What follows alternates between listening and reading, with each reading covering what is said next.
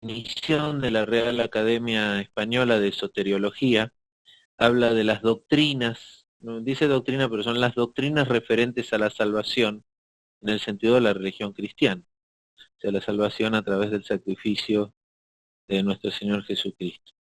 Dentro de las doctrinas que vamos a estar estudiando, son unas cuantas doctrinas, está una que acabamos de terminar de estudiar, que es la de la santidad. La santidad, la doctrina de la santidad es parte de la soteriología. Yo la adelanto un poquito para extenderla. Ahí también dentro del material habla de la santidad. Vamos a ver si lo vemos o lo saltamos porque ya lo estuvimos estudiando. Pero sin más, entonces ya nos vamos a meter en tema. Si les parece, vamos a hablar. La primera doctrina de la soteriología, la primera que vamos a ver es la de la predestinación. Tal vez más llamada predestinación, muchos corrientes cristianas la tienen muy arraigada, la de la predestinación, tomando algunos versículos así sueltos donde dice que Dios nos predestinó desde antes de la creación del mundo. Miren, la doctrina de la predestinación tuvo varios problemas, generó enfrentamientos. Saben que están las dos vertientes, ¿no es cierto?, que son los calvinianos, que mantienen la predestinación de manera rotunda, y los arminianos, que están del otro lado, ¿no es cierto?, que son los que niegan que la salvación no se puede perder. O sea, el tema de la predestinación, como lo manejan los calvinianos, donde hay varias corrientes evangélicas, la principal son los bautistas, ¿no es cierto?, es que Dios nos predestinó. Al habernos predestinado, nos salvó y esa salvación no se puede perder. Todo aquel que se aparta de Dios es porque nunca fue salvo. En cambio, los arminianos se van totalmente al otro extremo, donde hablan de que la salvación hay que cuidarla, que se puede perder, ¿no es cierto? Eh, Como todas las vertientes opuestas, están una de cada lado del río, y realmente yo personalmente creo que hay cuestiones en medio, ¿no? Que es muy difícil perder la salvación, pero la Biblia da muchas advertencias respecto a cuidar la salvación, ¿cierto? Estas advertencias de que no puede haber un sacrificio de Cristo dos veces, lo cual muestra que alguien que conoció, que recibió el don del Espíritu, hay una advertencia ahí que dice que no puede volverlo a recibir si es que lo abandona. Entonces, no quiero entrar, a mí nunca me gusta entrar en la polémica, son doctrinas secundarias, por así decirlo, no son las principales, y no vale la pena nunca discutir con nadie que piense o que es de una o de otra manera. Pero sí hay que conocer las posturas, y cada uno deberá en su oración y en su conocimiento de Dios tomar su decisión. Yo estuve estudiando un poco históricamente cómo empieza esta doctrina de la predestinación. Esta doctrina de la predestinación en realidad la empieza a desarrollar Lutero. Apenas hace sus primeros estudios y comienza la reforma. Pero en el análisis de la predestinación, Lutero al final le tiembla la mano, porque llega a la conclusión de que si Cristo vino solo a salvar a los predestinados, quiere decir que su sacrificio no cubrió el pecado de todos, sino solo lo de los predestinados. Ahí es donde le tembló la mano a Lutero y tomó ese trabajo Calvino. Calvino es prácticamente contemporáneo a Lutero, y ahí sí Calvino no le tembló la mano, por decir, o sea, uno de los puntos de la doctrina de la predestinación es que Cristo solo murió por los predestinados, por los que escogió antes de la fundación del mundo. Lo cual es demasiado extremista, ¿no es cierto? Porque la provisión de los pecados es para todos. Cualquiera puede aceptar a Cristo y recibir el don del Espíritu Santo y que sus pecados sean limpiados, ¿no? O sea, ser redimido. Dentro de las doctrinas, además, la predestinación en este estudio está la de la redención, obviamente, ¿no? Con todas las doctrinas referentes a la salvación. Entonces, como yo siempre digo, todos los extremos son malos. Cualquiera que va a un extremo, sea para el lado que sea, normalmente se va a desviar del camino. Entonces, eh, cada uno puede tomar su propia decisión respecto a la predestinación, Yo les puedo decir mi posición personalmente. Yo creo que sí, la salvación hay que cuidarla, que sí, la salvación es un tesoro que tenemos que tener atesorado, eh, que se puede perder, pero no es fácil perderla. O sea, no es tan simple. Es bastante extremoso el poder perderla. Amén. Bueno, entonces, empezamos con la doctrina de la predestinación en nuestro estudio, seguimos con la lectura, puesto que la predestinación es considerada como una de las obras propias de Dios. Esta doctrina fue tratada ya en la sección de teología propia. Sin embargo, cabe resaltar los aspectos de esta doctrina de nuevo en el contexto soteriológico, sobre todo para establecerla y defenderla contra la teología arminiana y semipelagiana, tanto en auge hoy día. En principio de la elección está basada en la soberanía de Dios. Dios está libre de hacer lo que Él quiere. Este principio de la elección vemos desde el primer momento, lo vemos desde el primer momento en la Biblia. Dios escoge personas, un pueblo, etcétera. Hay diferentes palabras que hablan de la elección o predestinación. Seleccionar, ¿sí?, que es la palabra hebrea bajar, y griega eklegomai. Predestinar, que es pordizo, y conocer de antemano, que es el hebreo yadá. Fíjense, este hebreo yadá es el que más se usa en el Antiguo Testamento. Y yadá significa que conoce de antemano, y es donde yo principalmente baso mi doctrina personal, en que en realidad no estamos hablando, Dios, de predestinación, estamos hablando de presciencia. Dios sabe quién le va a aceptar y quién le va a rechazar, porque Él todo lo sabe, pasado, presente y futuro para Él son uno. Entonces Él perfectamente sabe, Él ya tiene el conocimiento de quién sí y quién no se va a salvar. Lo cual yo personalmente creo que no quiere decir que no hizo la provisión de los pecados o pagó los pecados, inclusive aquellos que no se van a salvar. Porque imagínense que Dios no puede ser un Dios injusto. ¿Y qué pasaría el día que si yo llegara al juicio y descubro en ese momento que yo no fui predestinado, por tanto no tenía ninguna oportunidad? Yo perfectamente podría llamarlo en ese momento a Dios injusto, porque a mí no me dio la misma oportunidad que aquel que predestinó, ¿cierto? No está muy simple, pero la presencia de Dios sí existe. Dios todo lo sabe. Si alguno de nosotros se va a apartar de Dios, va a renegar de Dios en el futuro, Dios ya sabe, ya lo vio, para Dios ya pasó. Pero Dios en su amor y bondad ha pagado el precio del pecado de todos, de todos los que estamos en el mundo. Amén. Entonces, Yada dice, el término Yada, ¿se acuerdan que es conocer de antemano? Que está solo en hebreo. El problema es que no hay una palabra griega especialmente para este hebreo de Yadá, que es conocer de antemano, ¿no es cierto? Predestinación sería un sinónimo, pero puede ser usado de otra manera. Entonces, el último término es sinónimo de predestinar, dice Yadá. Conocer de antemano. De hecho, Yadá es la palabra hebrea para predestinar, dice. Y no tiene nada que ver con un previo conocimiento aparte de una predestinación. Conocer en la Biblia significa un conocimiento muy íntimo y personal. Es entrar en una relación íntima con alguien. No solamente significa que Dios sabe lo que haremos en el futuro. Yo no estoy de acuerdo con lo que dice aquí el autor, ¿sí? Ya se los acabo de decir. Porque Dios sabe lo que va a pasar en el futuro. Es más, para Dios el futuro ya pasó. Él no está atado al tiempo. O sea, lo que somos, lo que fuimos y lo que vamos a hacer, para Él está todo en uno. Esto es una de las cosas más difíciles de entender por nosotros los creyentes. Es uno de los grandes misterios de la mente de Dios que nuestra mente no puede concebir. ¿Cómo un ser puede vivir más allá del tiempo, por encima del tiempo al cual nosotros estamos atados, y conocer todos los eventos, tanto pasados como futuros? O sea, como si ya hubieran pasado.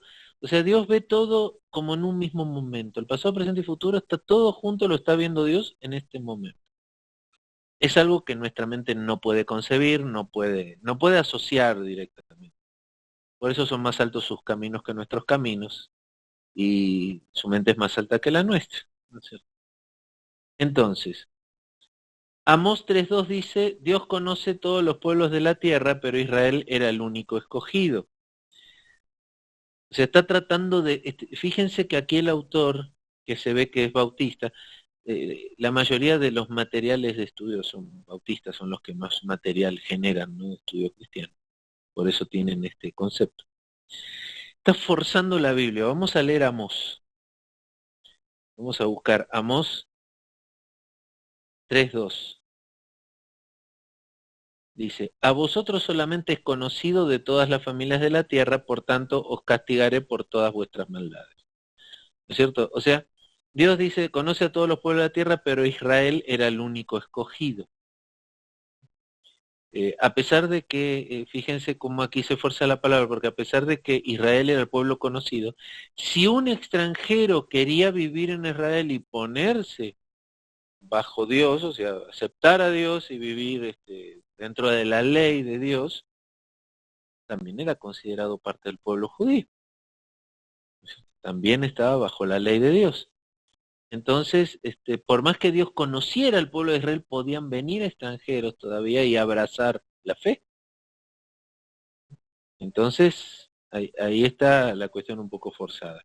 Gálatas 4:9, vamos a ir a Gálatas 4:9, dice, mas ahora conociendo a Dios, o más bien siendo conocidos por Dios, ¿cómo es que os volvéis de nuevo a los débiles y pobres rudimentos, a los cuales os queréis volver a esclavizar? ¿Mm? Amén. Dios sabe lo que pasará porque así lo decretó, dice aquí el texto. Dios sabe lo que pasará. Dios sabe todo. ¿Mm? Amén. La base de nuestra elección es la libre voluntad de Dios. Fíjense que aquí también da vuelta a la situación de que o sea, que si nosotros vamos a ser salvos o no, es pura voluntad de Dios. Sin embargo, ya hemos estudiado en estudios anteriores que la salvación es un acto sobrenatural, divino humano, porque Dios propone la salvación, pero es el hombre el que acepta, ¿sí? El que acepta el don de Dios.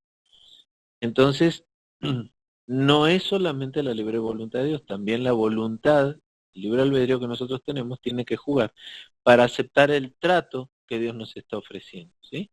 Dios nos está ofreciendo un trato, que es aceptar su sacrificio para ser salvos. Entonces, Mateo 11, 25, 26, vamos a leer a Mateo 11, 25 y 26, dice, en aquel tiempo respondiendo Jesús dijo, te alabo Padre Señor del cielo y de la tierra porque escondiste estas cosas de los sabios y de los entendidos y las revelaste a los niños. Sí, Padre, porque así te agradó. Bueno, Juan 6, 37, vamos a ir a Juan 6, 37,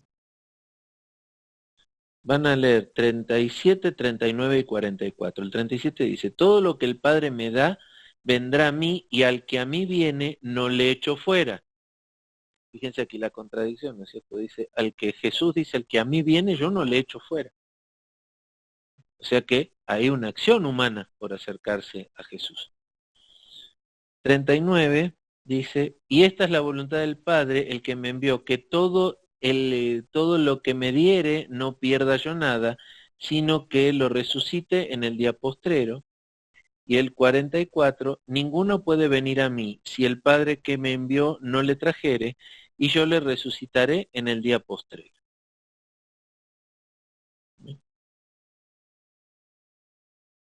Que me envió no le trajere. Entonces, Hechos 2.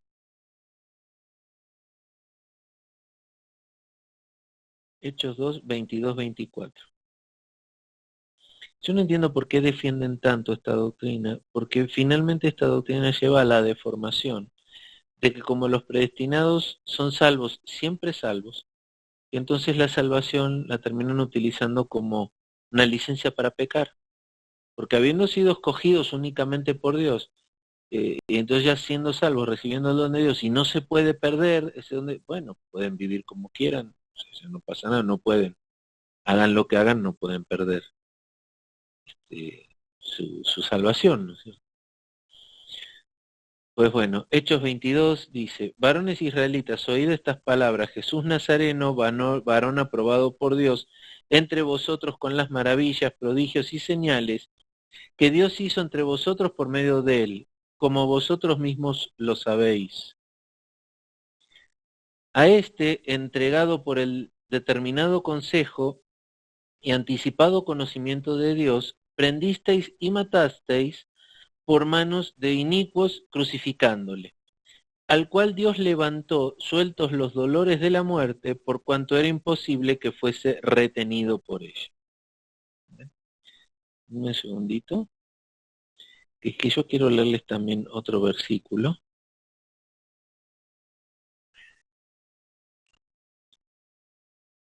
No lo voy a encontrar ahorita.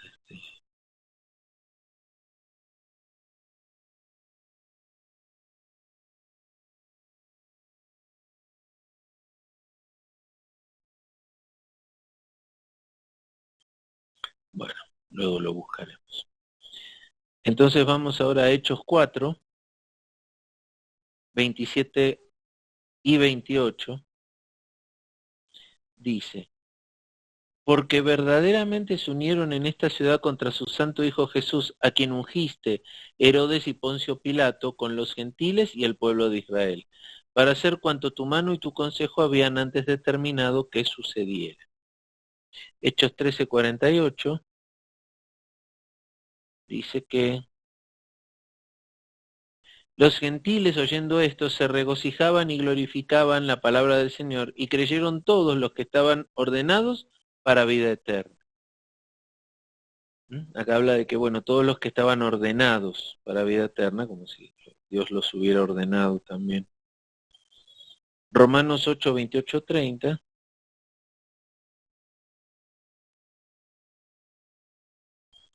Y sabemos que los que aman a Dios, todas las cosas les ayudan para bien, esto es, a los que conforme a su propósito son llamados. Porque a los que antes conoció, también los predestinó para que fuesen hechos conformes a la imagen de su Hijo, para que Él sea el primogénito entre muchos hermanos. Y a los que predestinó también, a estos también llamó, y a los que llamó, a estos también justificó, y a los que justificó, a estos también glorificó. ¿Sí? O sea, aquí es como una acción completa de Dios de atraer a los escogidos. Romanos 9, 6, 29. Híjole, está largo del 6 al 29 es muy largo. No que la palabra de Dios haya fallado, porque no todos los que descienden de Israel son israelitas, ni por ser descendientes de Abraham, todos son hijos, sino en Isaac te será llamada descendencia.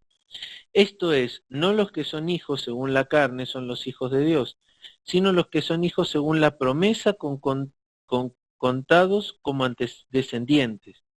Porque la palabra de la promesa es esta: por este tiempo vendré y Sara tendrá un hijo, y no solo esto, sino también cuando Rebeca concibió de uno, de Isaac, nuestro padre, pues no había aún nacido, ni había hecho aún ni bien ni mal, para que el propósito de Dios, conforme a la elección, permaneciese. No por las obras, sino por el que llama. Se le dijo, el mayor servirá al menor. Como está escrito, a Jacob amé, mas a Esaú aborrecí. ¿Qué pues diremos? ¿Que hay injusticia en Dios? En ninguna manera, pues a Moisés dice, tendré misericordia del que yo tenga misericordia y me compadeceré del que yo me compadezca. Así que no depende del que quiere ni del que corre, sino de Dios que tiene misericordia. Porque la Escritura dice a Faraón, para esto mismo te he levantado, para mostrar en ti mi poder y para que mi nombre sea anunciado por toda la tierra. De manera que de quien quiere tiene misericordia y de quien quiere endurecer, endurece. Pero me dirás, ¿por qué pues inculpa? Porque ¿quién ha resistido a su voluntad? Mas antes, hombre, ¿quién eres tú para que alterques con Dios? ¿Dirá el vaso de barro al que lo formó, ¿por qué me has hecho así? ¿O no tiene potestad el alfarero sobre el barro para hacer de la misma masa un vaso para honra y otro para deshonra? ¿Y qué si Dios, queriendo mostrar su ira y hacer notorio su poder, soportó con mucha paciencia los vasos de ira preparados para destrucción, y para hacer notorias las riquezas de su gloria, las mostró para con los vasos de misericordia que él preparó de antemano para gloria? A los cuales también ha llamado, esto es a nosotros, no solo de los judíos, sino también de los gentiles. Como también en Oseas dice, llamaré pueblo mío al que no era mi pueblo, y a la no amada, amada.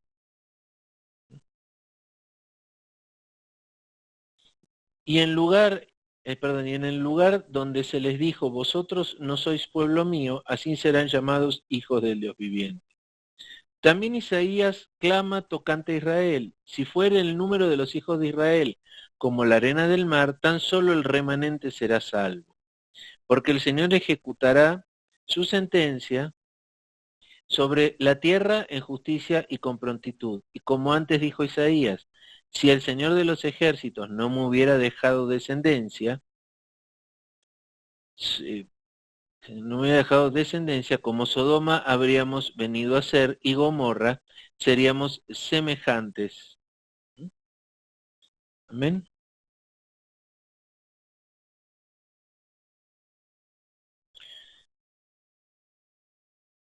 Amén. Gloria a Dios. Dice, este pasaje no solamente tiene que ver con la elección nacional, sino también con la elección individual. En los capítulos 1 a 8, Pablo nos presenta una exposición del plan en la salvación. Entre los versículos 9 a 11, Pablo demuestra que las promesas a Israel siguen en pie. Si nos oponemos a la doctrina de la elección libre de Dios, es una muestra que el viejo modo de pensar todavía nos está dominando. Amén.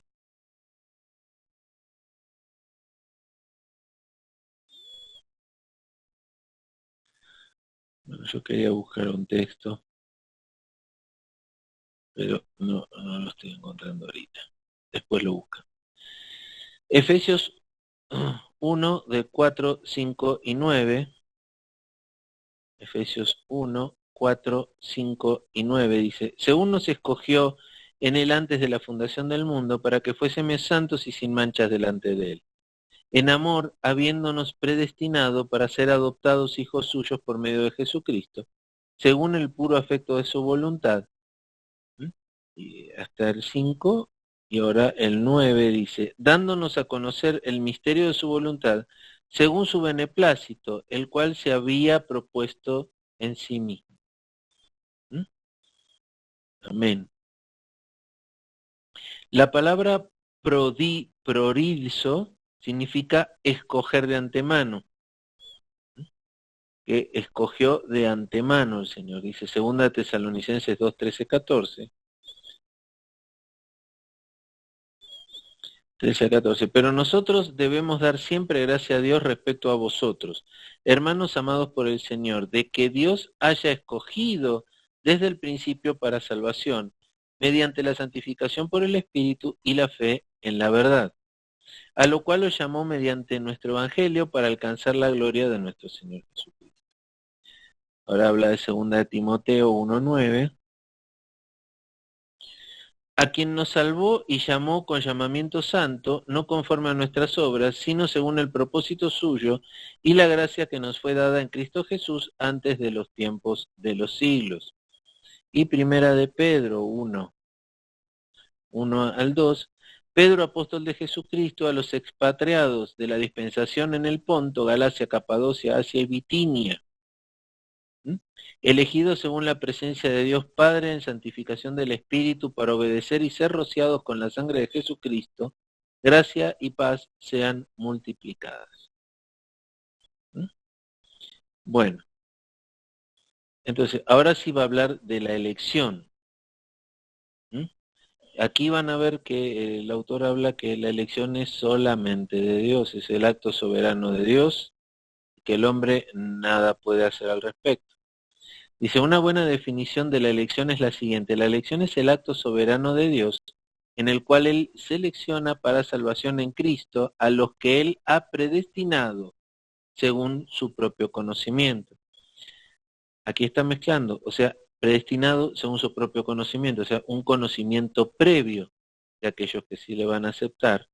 Aquí los ponen como predestinados forzosos.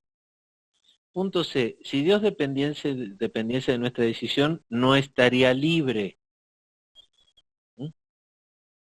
Dios es libre, hagamos nosotros lo que hagamos. Ninguna cosa temporal puede ser causa de la elección eterna. El fruto y el efecto de los decretos de Dios no pueden ser su causa. Dice Juan 6:37.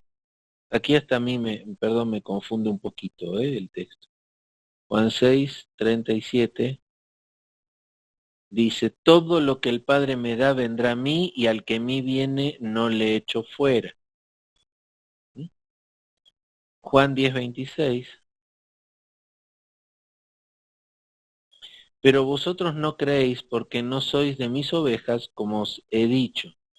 Y Hechos 13:48. Los gentiles oyen esto, se regocijaban y glorificaban la palabra del Señor, y creyendo todos los que estaban ordenados para vida eterna. Amén. En este último versículo no se dice que todos los que creyeron llegaron a ser ordenados para vida eterna, sino creyeron todos los que estaban ordenados para vida eterna. La Biblia tampoco enseña que a raíz de nuestra santidad seremos elegidos, ni que la predestinación depende de nuestras obras, todo lo contrario. Esto es clarísimo, la salvación no es por obras, no es por lo que nosotros podamos haber hecho o queriendo llamar la atención de Dios, ¿sí? Yo creo personalmente que Dios va a dar oportunidad a todo ser que camine sobre esta tierra de tomar una decisión. Dice Dios que no va a regresar hasta que la palabra no llegue hasta lo último de la tierra. Se no va a venir por su amada iglesia Cristo hasta que la palabra sea predicada en lo último de la tierra. ¿Para qué la vamos a predicar en lo último de la tierra si en ese lugar no hubiera nadie que se vaya a salvar? Sin embargo, es nuestra tarea. Y yo no sé cómo ustedes lo quieran ver o lo quiera creer cada uno de ustedes de acuerdo a su relación con Dios, ese estudio con Dios. El tema es si el tema de la predestinación y la presciencia hay una pequeña línea delgada en el medio, se puede interpretar uno como otro como otro, hasta hemos leído que aquí lo pone como que son sinónimos las palabras. Pero, ¿qué pasaría si una persona que ha conocido a Dios en el último tramo de su vida tiene una enfermedad y se suicida? No va a entrar al reino de los cielos. Y el suicidarse es una decisión propia del hombre, no tiene que ver con una decisión de Dios.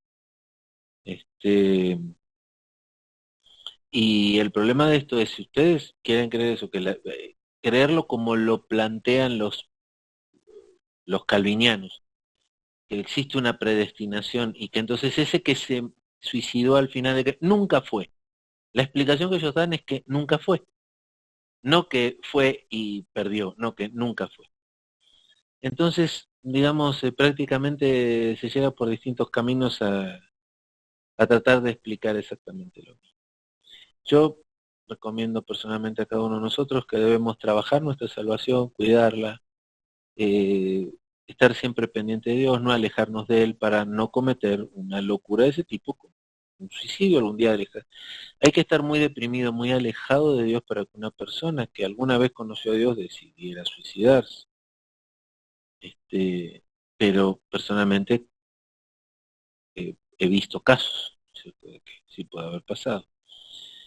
Entonces, miren, o si la tuvo, o si la perdió, o si nunca la tuvo y porque no la puede perder, el resultado es exactamente el mismo. El problema radica en cómo nosotros lo tomamos y no caer en esas doctrinas de que, bueno, la predestinación asegura la salvación y por ende yo puedo vivir como quiera, puedo hacer lo que quiera, que ya no puedo perder esa salvación. Romanos 8:29, aquí es el texto que sigue, dice: porque a los que antes conoció también los predestinó para que fueran hechos conforme a la imagen de su Hijo, para que Él sea el primogénito de entre muchos hermanos. Fíjense aquí cómo utiliza las dos palabras, porque está la palabra conoció y la palabra predestinó. Entonces, aquí hay un doble concepto que según los conceptos que estamos diciendo puede ser una contradicción, ¿no es cierto? Porque para predestinarlos tuvo que conocerlos. Amén. Romanos 11:9. Y David dice: se ha vuelto su convite en mi trampa y en red, en tropezadero y en retribución. ¿Mm?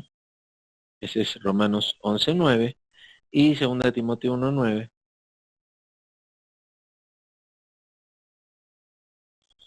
Dice: quien nos salvó y llamó con llamamiento santo, no conforme a nuestras obras, sino según el propósito suyo y la gracia que nos fue dada en Cristo Jesús antes de los tiempos de los siglos.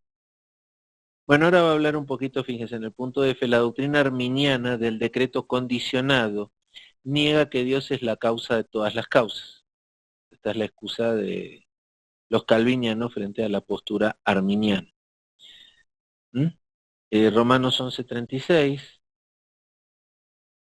creo que ya lo leímos, ¿no? Dice: porque de Él y por Él y para Él son todas las cosas, a Él sea la gloria por los siglos de los siglos. Amén. Entonces dice que el amor de Dios es la última fuente de su relación con nosotros. Dice el punto G que la doctrina arminiana del decreto condicionado quita la certidumbre de la elección de Dios, porque la hace depender de la voluntad del hombre. Y yo sigo pensando lo mismo, es una acción divino-humana. Dios es el que propone el trato, pero le dio libre albedrío al hombre para que lo acepte o lo rechace. Dice H, la doctrina arminiana del decreto condicionado enseña que nosotros elegimos a Dios antes que Él los eligiese a nosotros. Ahí está el error fundamental. Esto sí está mal, la doctrina arminiana no dice eso, la doctrina arminiana dice que Dios propone, escoge a aquellos que va a llevarle su palabra, y el hombre es el que tiene la capacidad, la voluntad de rechazarla o aceptarla, pero no es el hombre el que se acerca a Dios. Dios llama al hombre, manda a predicar su palabra para ir a buscar a los perdidos, para ir a traer a los perdidos a Él. O sea, cuando ustedes predican a alguien, le presentan a Dios y decide aceptar, acercarse a Dios, es una decisión que pone esa persona. Pero Dios ya mandó a llevarle la palabra. O sea, Dios ya le llevó la palabra, ya de alguna manera lo condicionó, lo eligió para que se le hablara de él, para que él se le presentara. O sea, esto está mal, no es, el hombre no elige a Dios antes que Dios al hombre. Dios elige al hombre y ya lo eligió en el sacrificio de Cristo. Ya en ese momento eligió al hombre y se sacrificó por sus pecados. ¿No es cierto? Y ahora le propone a esos hombres que le acepten. Juan 15:16 dice: no me elegisteis vosotros a mí, sino que yo os elegí a vosotros, y os he puesto para que vayáis y llevéis fruto, y vuestro fruto permanezca, para que todo lo que pidieres al Padre en mi nombre, Él os lo dé. Fíjense Cristo, cuando caminó en esta tierra.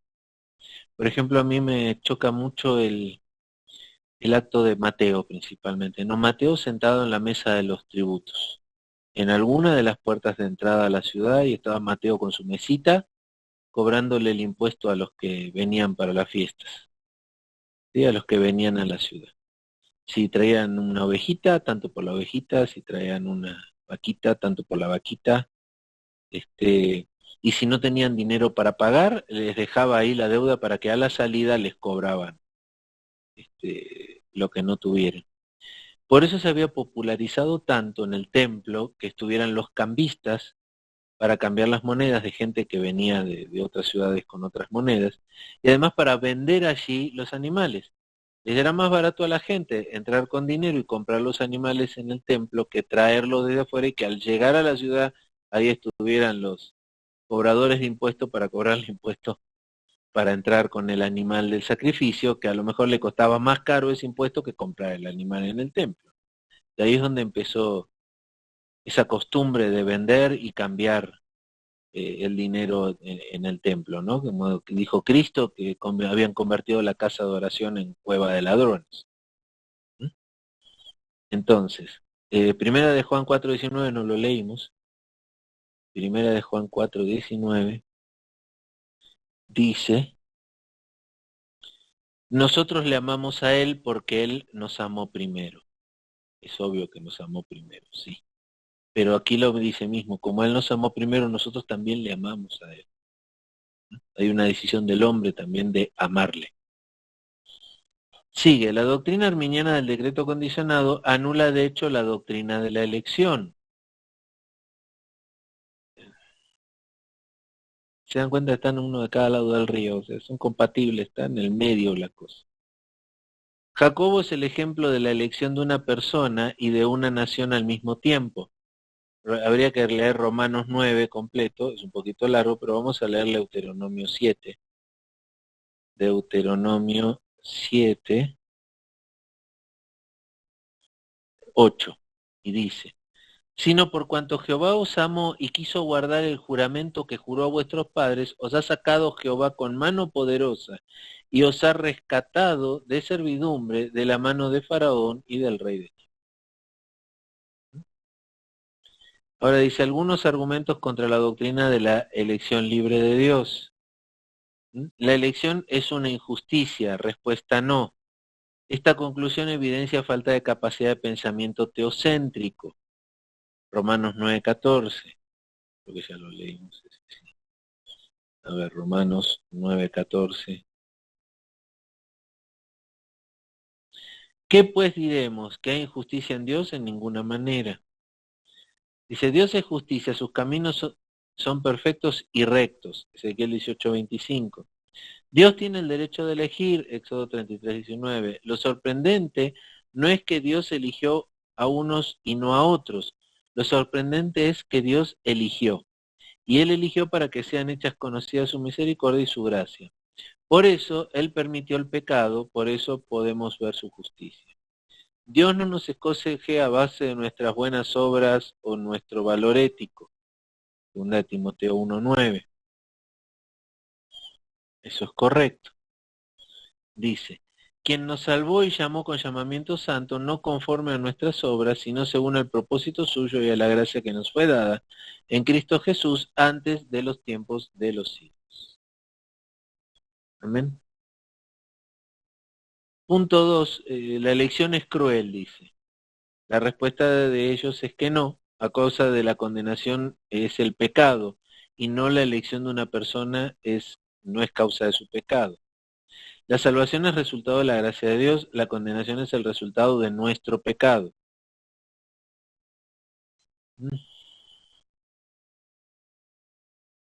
O sea que si Dios salva es gracia, si Dios no salva es el pecado.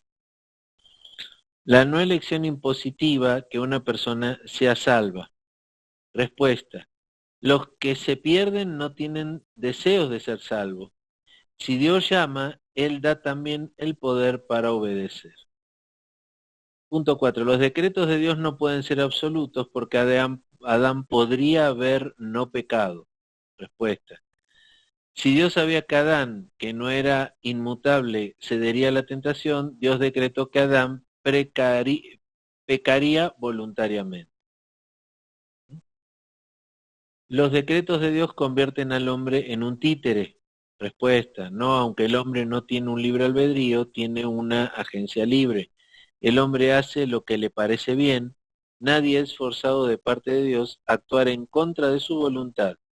La soberanía divina y la responsabilidad humana no forman en la Biblia una contradicción. ¿Mm? Son un conjunto, o sea, obran en conjunto. Lucas 2, 22, perdón, vamos a ir a Lucas 22,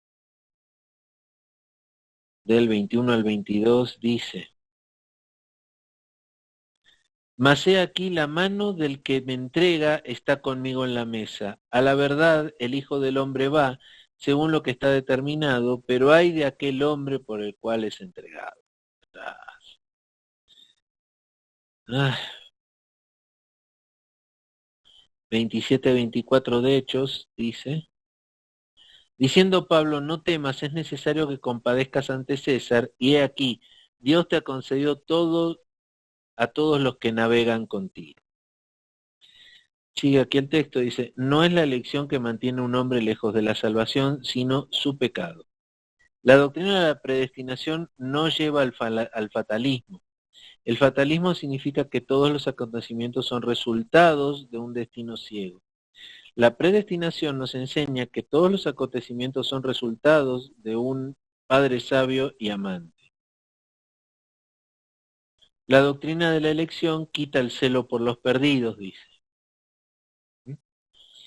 Fomenta la alabanza del creyente de la soberanía de Dios, Romanos 11:33. La salvación es del Señor desde el principio hasta el final. Fortalece y consuela al creyente. Permaneciendo en la verdad, nada nos puede pasar. En medio de los contratiempos más terribles, podemos estar seguros del amor de Dios.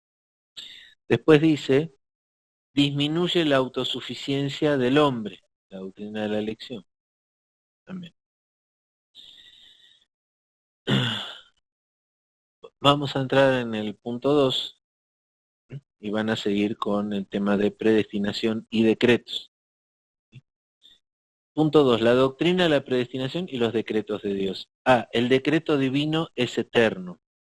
Dios es uno, no hay nuevos pensamientos o propósitos en él, no existe una secuencia de pensamientos de Dios. Cristo es el fundamento eterno de la elección. Apocalipsis 13:8 dice: y adoraron todos los moradores de la tierra cuyos nombres no estaban escritos en el libro de la vida del Cordero, que fue inmolado desde el principio del mundo. Efesios 1:4-5 dice: según nos escogió él antes de la fundación del mundo, para que fuésemos santos y sin manchas delante de él, en amor, habiéndonos predestinado para ser adoptados hijos suyos por medio de Jesucristo, según el puro afecto de su voluntad. Punto 3. El decreto divino de la elección en las Escrituras. Segunda de Timoteo 1:9. Segunda de Timoteo 1:9 dice: quien nos salvó y llamó con llamamiento santo, no conforme a nuestras obras, sino según el propósito suyo y la gracia que nos fue dada en Cristo Jesús antes de los tiempos de los siglos. Después Tito 1:2. Tito 1:2 dice: en la esperanza de la vida eterna, la cual Dios, que no miente, prometió desde antes del principio de los siglos. Efesios 1:4. Según nos escogió en él antes de la fundación del mundo, para que fuésemos santos y sin manchas delante de él. Y Efesios 3:11 dice: conforme al propósito eterno que hizo en Cristo Jesús nuestro Señor. Con todo esto hay los que creen en la presciencia de Dios, pero no en la predestinación. A estos respondemos: esto es contra mí. Ahora, debo decir que yo sí creo en la presciencia de Dios. No puede haber presciencia de Dios en el sentido de saber las cosas de antemano, sino que haya existido un previo decreto. Todas las cosas ocurren porque Dios así lo decretó. O sea, niega aquí el autor totalmente la presencia de Dios. O sea, lo que ellos sostienen es que todo se mueve a través de decretos, que Dios ha decretado cada cosa. no es que él sabía que iba a pasar, sino que él lo decretó así. O sea, ponen a Dios como que todo se mueve por él y todo lo que nosotros hacemos tiene que ver con de que él ya lo decretó previamente, ¿sí? Si yo mañana no voy a trabajar es porque Dios ya lo decretó previamente que mañana no iba a ir a trabajar, ¿no es cierto? Sin embargo, esto contradice un poco el sentido de las pruebas que vivimos con Dios. Dios nos pone a prueba para ver cuál va a ser nuestra reacción. Entonces, sino porque ¿de qué sirve que Dios nos ponga a prueba si Él ya decretó cómo vamos a actuar dentro de la prueba? No entiendo. Punto 2. El conocer antes de Romanos 8:29 no se refiere a saber de antemano lo que va a ocurrir, sino es sinónimo de la elección de Dios. Romanos 8:29, ese es el texto que estaba buscando, dice, porque a los que antes conoció también los predestinó para que fuesen hechos conforme a la imagen de su Hijo, para que Él sea el primogénito de muchos hermanos. O sea, lo que yo les comenté antes cuando leímos esto, aquí están las dos palabras, conoció, el conocimiento de Dios está manifestado acá, y después predestinar. Que este predestinar, vamos a ver con qué palabra lo están poniendo. A ver. Ya va a venir, mi máquina es un poquito lenta, está buscando el strong. La palabra que está aquí traducida del griego es priorizó, que dice limitar de antemano, predestinar, determinar antes. ¿Sí? O sea, conocer de antemano, es otra de las traducciones de priorizó. Entonces dice que ese conocer antes no se refiere a un saber de antemano. ¿Ustedes creen que Dios no sabe de antemano qué es lo que va a pasar? Sino que Él decreta lo que tiene que pasar. Dice aquí que el conocer antes no se refiere a usar saber de antemano lo que va a ocurrir, sino es sinónimo de la elección de Dios. Punto 3. Incluso la muerte de Cristo fue decretada por Dios. Hubiera, a ver, también voy a poner este comentario, o sea, este pensamiento. Si Cristo no hubiera podido resistirse, negarse o bajarse de la cruz, como le propuso el malhechor que estaba crucificado a su lado, ¿hubiera sido realmente válido su sacrificio si él no hubiera podido de ninguna manera evitarlo por su propia voluntad? ¿Mm? O sea, porque fue predestinado por Dios para morir, murió de esa manera y no tenía absolutamente ninguna otra salida o la posibilidad de tomar ninguna otra decisión. ¿Mm? Dice, bueno, incluso la muerte de Cristo fue decretada por Dios. Hechos 2:23, porque ahora le puse el strong, 2:23, a este, entregado por el determinado consejo y anticipado conocimiento de Dios, prendisteis y matasteis por mano de los inicuos crucificándole. Aquí el mismo texto que está usando, miren, el mismo texto que está usando el autor aquí, ¿no es cierto? Fíjense, en 2:23 dice, está entregado por el determinado consejo y anticipado conocimiento de Dios. Aquí está hablando de que hay una presencia de Dios de lo que va a ocurrir.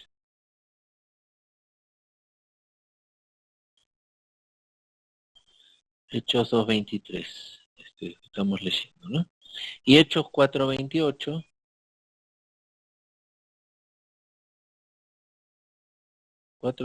para hacer cuanto tu mano y tu consejo habían antes determinado que sucediera.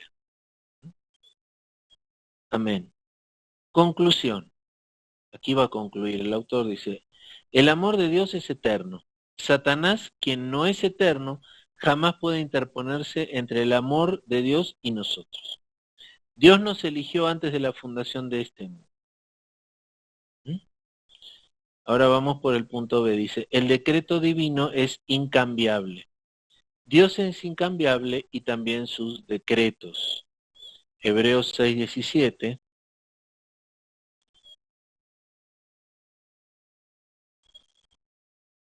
Dice, por lo cual, queriendo Dios mostrar más abundantemente a los herederos de la promesa la inmutabilidad de su consejo, interpuso juramento. Santiago 1:17. 1:17 dice, toda buena dádiva y todo don perfecto desciende de lo alto, del Padre de las luces, en el cual no hay mudanza ni sombra de variación. Entonces dice, Dios es incambiable. Esto sabemos que sí, Dios es inmutable. Solo incambiable, es inmutable. O sea, Él no cambia ni va a cambiar nunca, siempre va a ser igual. Los que cambiamos somos nosotros. Dice, Jesucristo es la roca sobre la cual la elección está fundada y Él nunca cambia. Hebreos 13:8, sí, Cristo es Dios. Dios, Cristo tampoco nunca cambia. Y vamos a leer Hebreos 13:8. Dice, Jesucristo es el mismo ayer y hoy y por los siglos, sin ninguna duda. Dice, los elegidos están escritos en el libro de la vida, de este libro no pueden ser borrados. ¿Mm? Aquí dice que de ese libro no pueden ser borrados.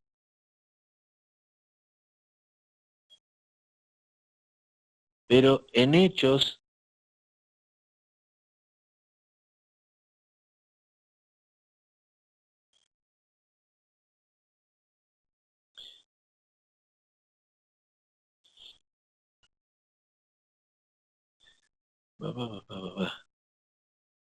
de profecía, fue lanzado al lago de fuego, libro de la vida y fueron juzgados. Todos los moradores cuyos nombres no estaban escritos en el libro de vida. ¿Mm? Miren, Apocalipsis 3:5. Vamos a leer Apocalipsis 3:5 rápidamente como un poco ejemplo, que son los versículos que está omitiendo aquí el autor, ¿no? Dice, el que venciere será vestido de vestiduras blancas y no borraré su nombre del libro de la vida y confesaré su nombre delante de mi Padre. O sea, aquí Cristo está hablando de que tiene la capacidad de borrar un nombre del libro de la vida. O sea, alguien que está escrito en el libro de la vida puede borrar su nombre. Estos son los versículos omitidos en este estudio para poner el equilibrio, ¿no es cierto? Miren, yo lo que les quiero plantear aquí es el equilibrio, ¿no? De los pensamientos. El pensamiento de un lado y el pensamiento del otro, para que cada uno pueda libremente entender y tomar, seguir estudiando y aprender más respecto de esta doctrina, ¿sí? La doctrina de la predestinación, igual que la de la presencia, existe en la palabra. Ambas están allí, ¿sí? Ahora, ¿qué es primero, el huevo y la gallina? ¿Es primero la presencia o la predestinación? ¿El amor o la predestinación? ¿El amor o la presencia? O sea, ahí hay un poco el juego del huevo y la gallina. Lo único que puede dar claridad a los creyentes en este tipo de doctrinas, así que han sido tan manipuladas y confusas, es el conocimiento de Dios.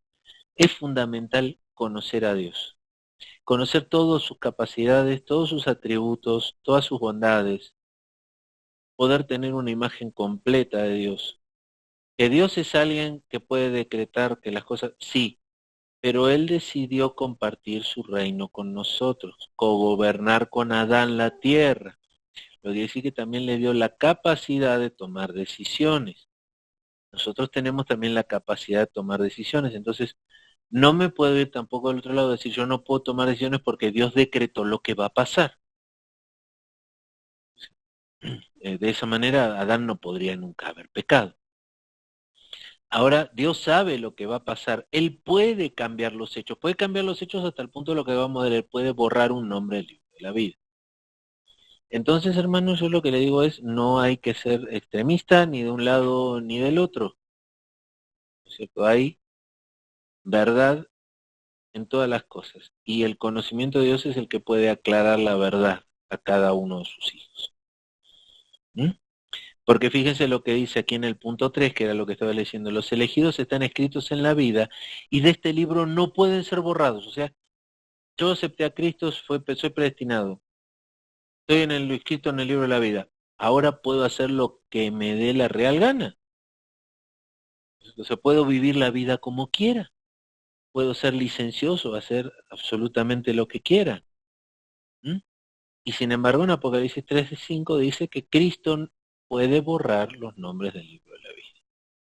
Entonces, esto que estamos leyendo aquí lleva a un cristiano tratando de mantener una posición rígida a irse a los extremos. Lo mismo con Arminio, porque Arminio del otro lado, o sea, ellos, Calvino, porque no se puede perder, para nada, no hay manera.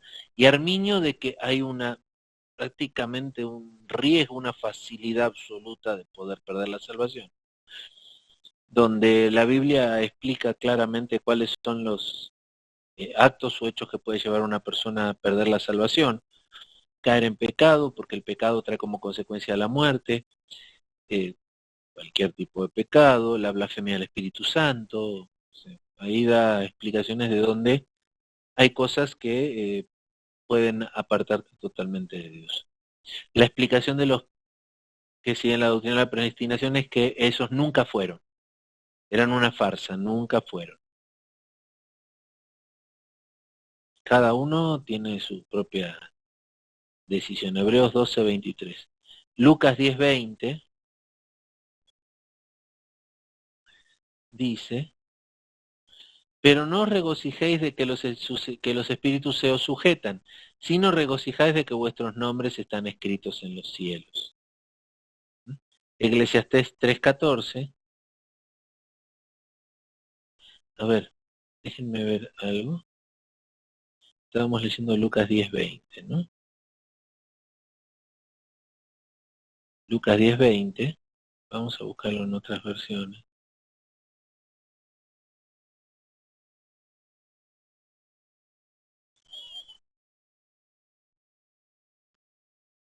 Dice que vuestros nombres ya están escritos en el libro de la vida. ¿Mm?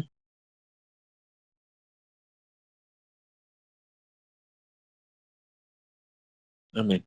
Bueno, más o menos mantiene la misma línea. Y vamos a leer Eclesiastés 3:14. Dice que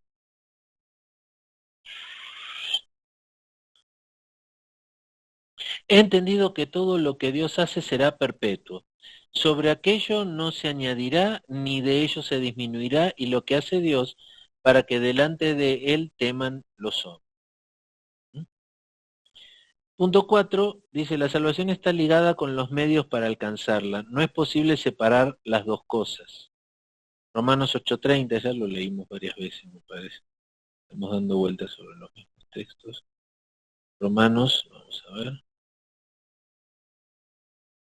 8:30 dice, y a los que predestinó a estos también llamó, y a los que llamó a estos también justificó, y a los que justificó a estos también glorificó. ¿Mm? Entonces, ¿quién acusará a los escogidos de Dios? Dios es el que se justifica. ¿Quién es el que condenará? Cristo es el que murió, más aún el que también resucitó, el que además está a la diestra de Dios, el que también intercede por nosotros. ¿Quién nos separará del amor de Cristo? Tribulación o angustia o persecución o hambre o desnudez o peligro o espada. Como está escrito, por causa de ti somos muertos todo el tiempo, somos contados como ovejas de matadero. Después, antes de todas estas cosas, somos más que vencedores por medio de aquel que nos amó. Por lo cual estoy seguro de que ni la muerte, ni vida, ni ángeles, ni principados, ni potestades, ni lo presente, ni lo porvenir, ni lo alto, ni lo profundo, ni ninguna otra cosa creada nos podrá separar del amor de Dios, que es en Cristo Jesús nuestro Señor. Conclusión. Punto 1. Nuestros nombres están escritos de forma incambiable en el cielo. El amor incambiable de Dios nos guarda. qué misericordia tan grande es ser objeto de este amor. Amén. Punto C. El decreto divino es absoluto. Nada puede influenciar en los decretos de Dios porque son eternos. Si Dios es absoluto, entonces sus decretos son absolutos. Si no fuera así, Él no sería omnipotente, no sería un Dios de sabiduría que controla todas las cosas, no sería libre e independiente de su creación, no sería el Dios que provee. Dios tiene poder absoluto sobre su creación. Dios es alfarero, no platero. Conclusión. La voluntad absoluta de Dios es la causa de todas las cosas. No es posible resistir a la voluntad de Dios. Isaías 14:24.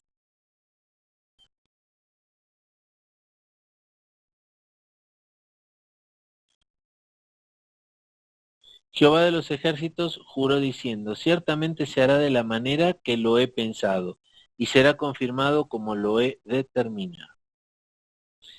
Tenemos que aprendernos a someter a la voluntad de Dios, ninguna duda. Tenemos que someternos completamente a la voluntad de Dios, porque en su voluntad está el cumplimiento de su propósito y nuestras recompensas. ¿Mm? Punto D, el decreto divino es libre. Dios no tenía la obligación de decretar nada. Él era, es y siempre será autosuficiente. Los decretos de Dios son libres según la Biblia. Lucas 12:32.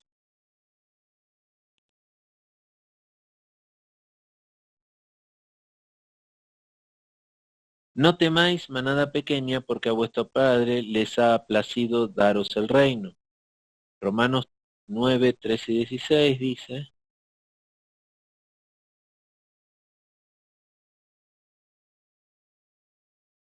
9:13 primero y después 16. Como está escrito, a Jacob amé, mas a Esaú aborrecí. Así que no depende del que quiere ni del que corre, sino del que Dios tiene misericordia. Punto 3. Siempre existen en el mundo personas elegidas y otras no elegidas. Conclusión. Tenemos que admirar la libre gracia de Dios. Esta libre gracia de Dios nos distingue de otros que no lo han recibido. Tenemos que regocijarnos en el hecho de haber sido elegidos. ¿Mm? Punto E. El decreto divino es discriminatorio. La elección por naturaleza es discriminatoria. O sea, están poniendo como fíjense que el esfuerzo por demostrarlo, ¿no? Que están poniendo como un atributo de Dios la discriminación ahora. O sea, que Él va a salvar al que quiera salvar. Está discriminando, pues, así lo están diciendo. La elección por naturaleza es discriminatoria, dice. Mateo 20:16.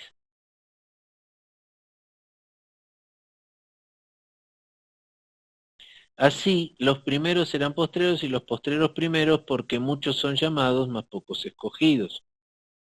Juan 5:19.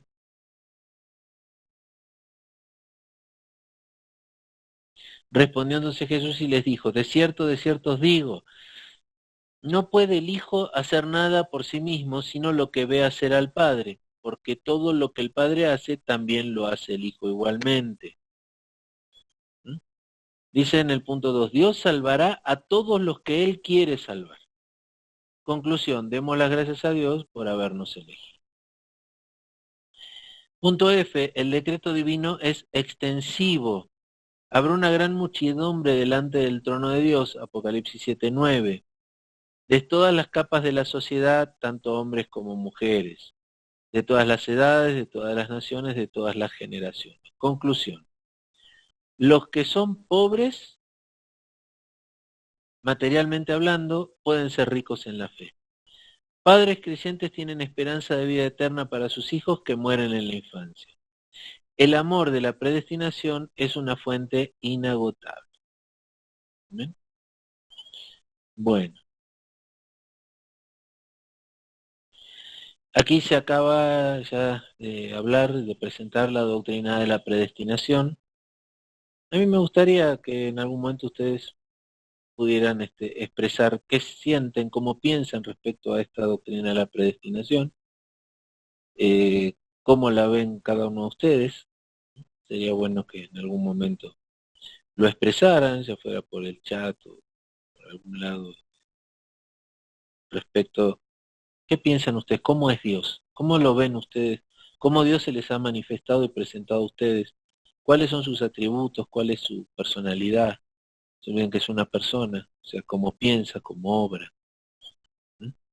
Cómo Él quiere ser justo y extensivo, porque finalmente la salvación yo considero que la ha hecho extensiva a todo ser sobre la tierra que decida aceptarla, ¿cierto? O sea, la provisión fue pagada para todos. No puedo de ninguna manera en mi mente creer que Dios murió solo por los predestinados, que pagó el precio de los pecados de los predestinados y no de aquellos que no estaban predestinados. ¿Mm? Amén. El tema es que sin darme cuenta hemos hablado de este tema bastante, o sea, le hemos dado bastante vuelta y ya estamos prácticamente sobre la hora. Ya son las 9:23. ¿Cómo ha pasado el tiempo, Dios, cuando se hablan de estos temas? Eh, Cada uno tiene que formar su propia opinión en el conocimiento de Dios respecto a cómo Dios interactúa con el ser humano. Esta doctrina de la predestinación, todas estas doctrinas que estamos viendo, son las doctrinas básicas de cómo entendemos que Dios interactúa con el hombre, con el ser humano.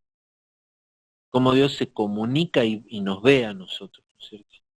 Y además cuál es el destino final de nosotros con Él.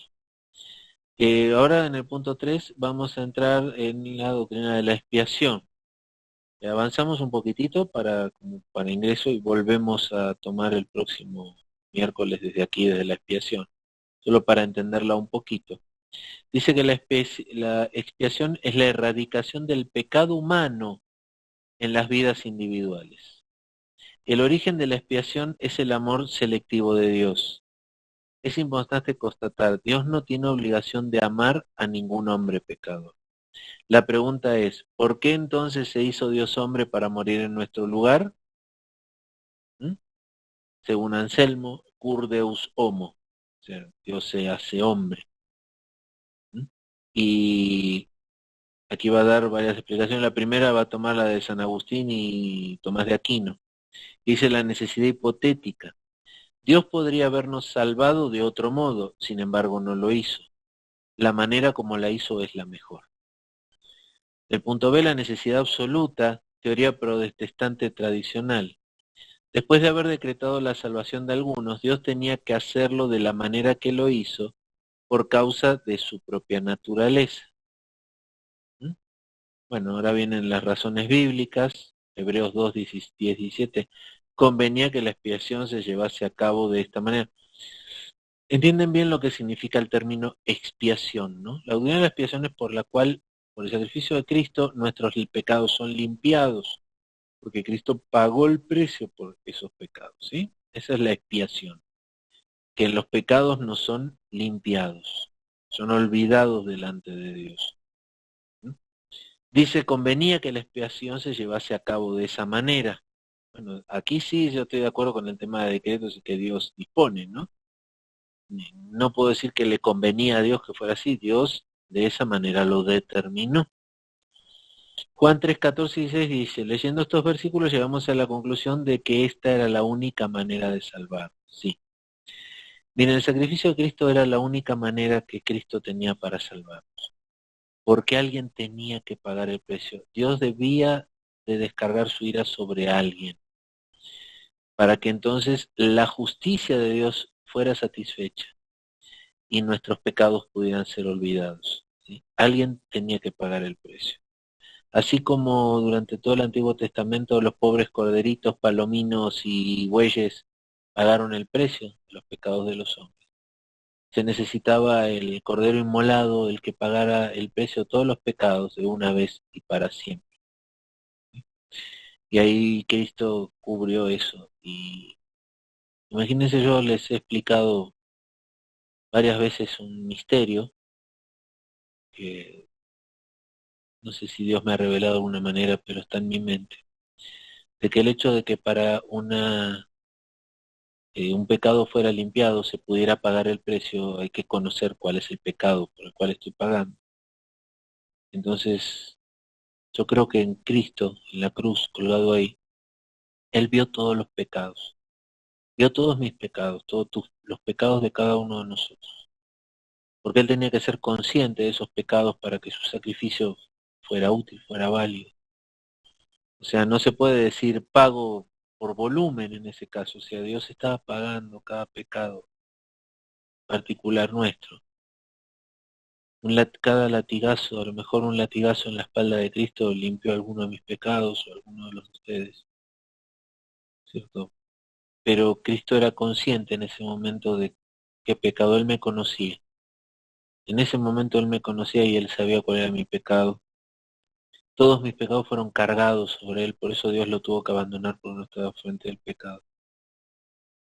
Y cómo entender los miles de millones de pecados que Cristo tuvo que soportar en ese momento para que su sacrificio fuera válido. Miles de millones, millones, billones, trillones y miles de trillones de pecados, los cuales todos fueron cargados sobre Él y Él tuvo conciencia de cada uno de esos. Dios nos conoce tan íntimamente que va a poder decir de nosotros inclusive lo que ni siquiera nosotros sabemos o nos acordamos de lo que hemos hecho en nuestra vida. Es maravilloso el sacrificio de Cristo, es un acto súper sobrenatural, imposible de entender por la mente humana, imposible siquiera de medirlo, de tener una idea de volumen, de medida, de capacidad. Cristo fue creado para ese momento, o sea, su cuerpo estaba hecho por Dios para ese momento, que era un hombre, para soportar ese momento. Y Él caminó a la cruz con mis pecados, con tus pecados, con los pecados de cada uno de ustedes. Los llevó hasta la cruz y ahí pagó el precio por nosotros y siendo conscientes de nosotros. Por eso dice que nos va a llamar por nuestro nombre el día que nos encontremos con Él. ¿Amén? Bueno, entonces, hermanos, si les parece hasta hoy, vamos a terminar aquí. No sé si tienen alguna pregunta.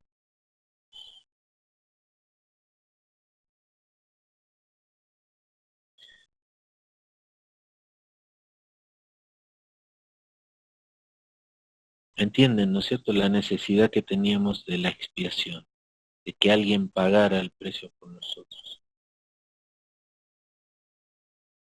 Si no, no pudiéramos haber sido santificados. Amén. Bueno, mis hermanos, voy a detener la grabación un momentito.